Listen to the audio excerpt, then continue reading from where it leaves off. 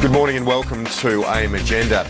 In the latest of a seemingly endless flow of economic forecasts, the International Monetary Fund is now predicting advanced economies to contract by nearly 4% this year and for the Australian economy to fall by 1.4%. Well, there's certainly a bleak outlook for the global economy, and it certainly means that we are producing a budget in the toughest circumstances since the Great Depression. To discuss the IMF report and the many other matters of the day here on AM Agenda, I'm joined here in the Canberra studio by the Parliamentary Secretary for Climate Change, Greg Combet. Thanks for joining us. Morning, Kieran. And in Melbourne, we've got the Shadow Minister for Infrastructure and Emissions Trading, Andrew Robb. Thank you for joining us, Mr. Robb. I want to start with you. This IMF report is, it's just the latest in a series of these negative forecasts and another reminder that Australia is just one very small part of a global contagion. There's no doubt that we have to be totally mindful in all the policies that we undertake in Australia over the next 2, 3, 4 years of the fact that we are so connected to the rest of the world. This meltdown, which is now confirmed as the worst since the Great Depression, is going to affect every part of our economy, and we have to be mindful of that, even though we came into this with a much stronger economy than others, courtesy of the last 10 or 15 years of good management. But we are not immune to what's going on, and particularly with the things such as the emissions trading scheme, which is on the books, it makes that issue even far more problematic in terms of how far we go and how the scheme's designed, and it puts a very big question mark over what the government's got on the table at the present time. Well, I want to get to the ETS a bit later in the show, but first of all just focus on the economic data. And overnight the Chancellor of the Exchequer in London, Alistair Darling, he's handed down his budget. Government debt of about £175 billion. Doesn't that dwarf what our government is facing, Mr. Robb, and doesn't it also diminish your argument that the government has been reckless in its spending? Well, no, what it does tell us is quite the opposite, Kieran. What it does say is that there are huge storm clouds have been gathering, exist around the world, which are going to impact on us potentially for quite some time. 2 or 3 years could see still a material impact on our economy. To have fired all of our shots in the first 6 months and leave us no discretion in the year ahead, the 2 years ahead, the 3 years ahead, to do things without massive borrowing is reckless. It was a panic move, and a lot of that spending that has been done, it's like a flash flood. It really has just greened the banks for a month or two, but it hasn't intrinsically helped employers keep their employment base solid, keep people in jobs. It is adding, I think, over time to the growth that's now predicted by Wayne Swan of 8% unemployment by next year. Okay, I want to get Greg Combet's response to that. Has the government fired all its shots, or we're hearing that there might be a third stimulus package in this budget in a couple of weeks? Well, we'll have to wait for the budget to see what's contained in it. But what was reckless, really, was the opposition by the coalition to the government's Nation Building and Jobs Plan.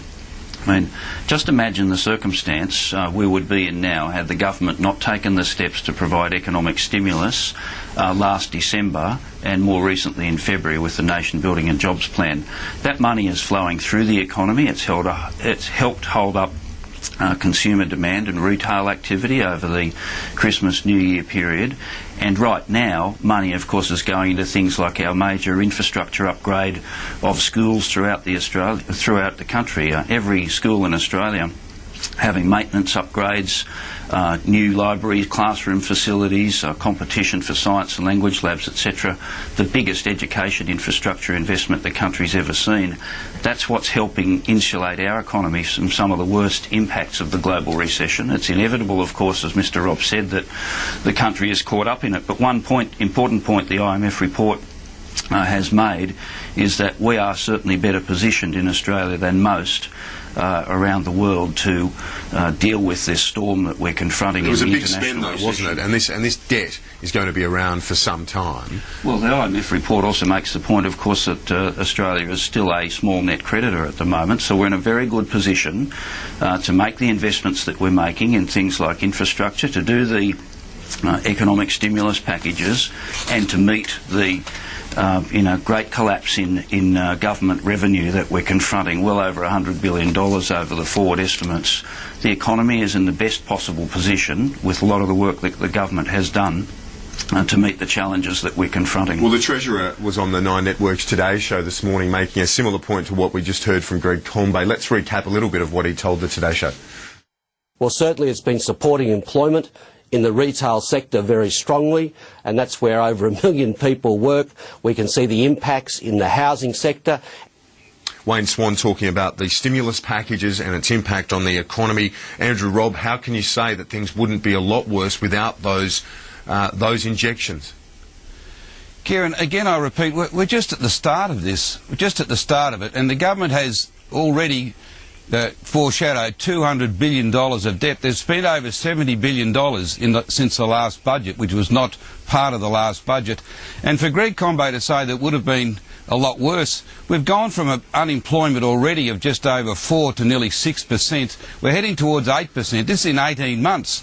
So for the government to suggest that the spending in the last few months, that the racking up of massive debt and spending on short-term stimulus packages has done something substantive to stem the tide of unemployment, I think it beggars belief. I think we are, seeing a situation where there's rapid growth in unemployment. There is no confidence being given to the business sector that their underlying costs of employing people will be addressed, that they can find some sustainable way of maintaining people, that they're valuable employees on their staff, to hold the fort in the years ahead and to come out the other end in a much stronger position. We have panicked in this country with this government. They have spent an enormous amount of money on a short-term stimulus which has not delivered and protected jobs long-term. Kim, all it has done is rack up massive debt for this country. In the budget, do you think? Can we expect any greater support for business on that front? The most important thing to support the business community is to take the decisions that the government has taken.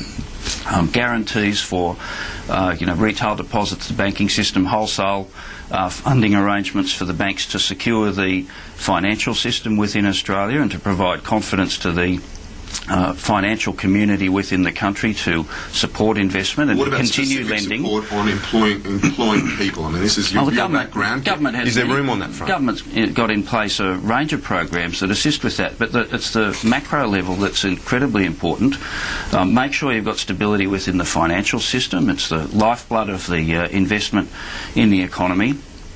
Short-term stimulus packages that we've introduced have helped hold up consumer demand and retail activity and jobs in a major part of the economy, and we now have flowing through the investments that we announced in the Nation Building and Jobs Plan in areas like infrastructure, and we'll have to wait to see, of course, what the Prime Minister and the Treasurer have crafted for the budget. However, there is nothing more important to the government than supporting jobs. That is the main game. And we will continue to focus on doing that. We're hearing now reports in the Australian newspaper that the government's got a hollow log of funds, $26 billion in total from its infrastructure funds, that it can use for spending in those areas without racking up the deficit any further. What do you know about that? Well, these were the major announcements in the budget last year in the area of hospitals.